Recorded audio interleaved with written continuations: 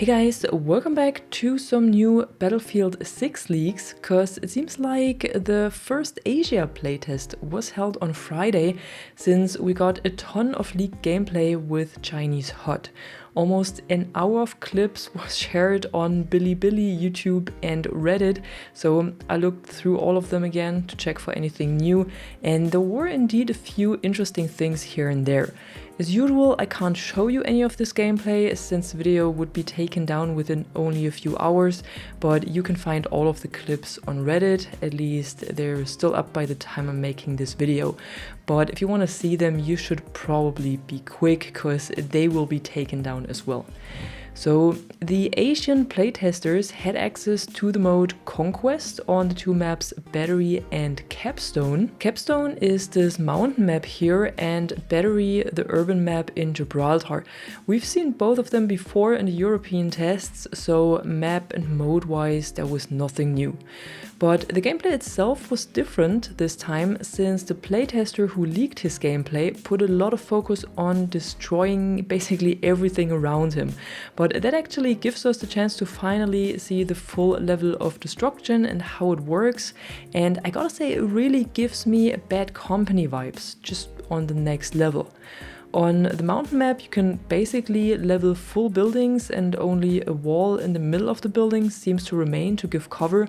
And on the urban map, it's a bit more reduced, but it still looks quite impressive.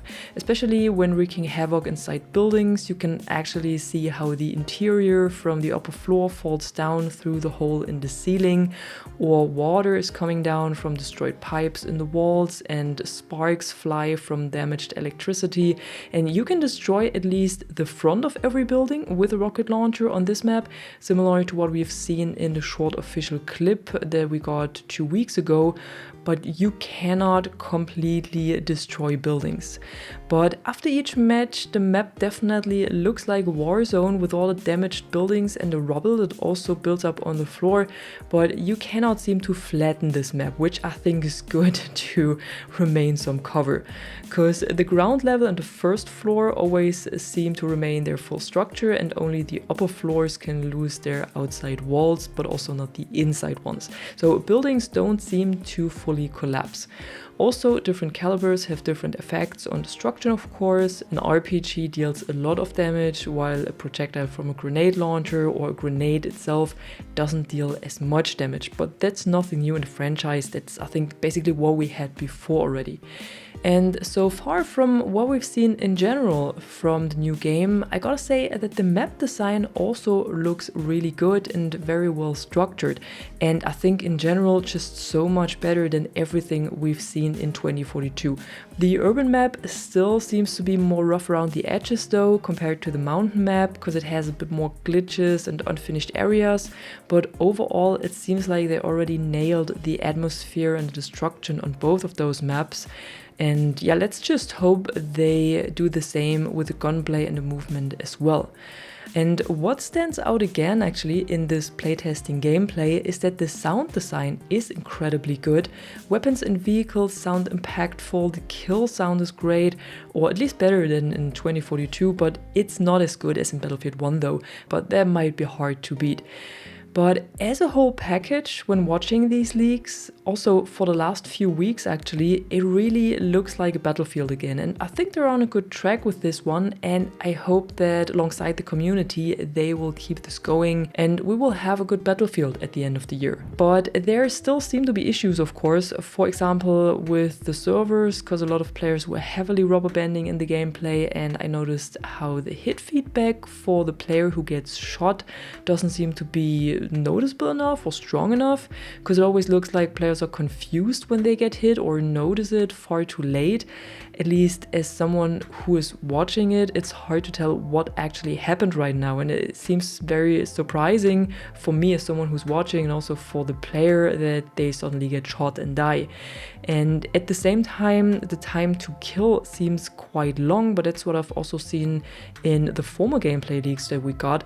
So I think there are probably still issues that cause a huge difference between the time to kill and the time to death. But that is also what playtests are for, that the developers can pin down these issues and then hopefully fix. What I also don't like is that the UI seems to be pretty cluttered. I'm not sure if this actually got worse compared to former playtests, but it just overall seems like it's filled with a lot of information that might not be necessary, or maybe it's their size is just too big. But I hope there will be options again, like we have in 2042, to customize the HUD elements and also their scale and how many of these elements you actually want to see. What we've also got a brief look at is the new combo rows, so the menu that comes up when holding the spotting button and that allows you to communicate with other players or to request heals and ammo. And the new one actually reminds me a lot on the reinforcement menu from Battlefield 5. It also has this circular shape and it basically looks the same, to be honest. And what also gives me a bit of a headache is the dolphin dive or the combat dive. I can't really remember how they actually called it, but in the gameplay we got last week, it actually didn't look as bad, but this week it looks like the little brother of Call of Duty's Omni movement, because there's a clip where a player is jumping, then diving behind cover, then jumps again and turns around mid-air and falls on his back ready to fire. And that looks like it's far too much in my opinion, but I hope that this is still being adjusted, or that maybe this was an older build that the playtesters in Asia had. But then again, this wouldn't make much sense, especially since the maps look more polished than in the last EU test. So a bit weird, that one, and a bit concerning as well. But then again, the FOV in the clip was pretty high, so it might have looked worse and faster than it actually is. We've also seen the weapon customization again, but I already talked about this in a former video, so if you haven't seen this yet, the weapon customization basically looks like Delta Force, only with fewer attachment slots. And from the example that I've seen, you can have a barrel attachment, a laser, an optic, a grip, and a magazine equipped. But it's all kind of limited because every attachment has point value and you can only add this up to, I think, 100 points. But we've went over this in a former video, and to be honest, we got so many leaks by now that even I have lost track. But yeah, so what was spotted this time that we hadn't seen before are canted sights that you can equip in addition to your normal sight.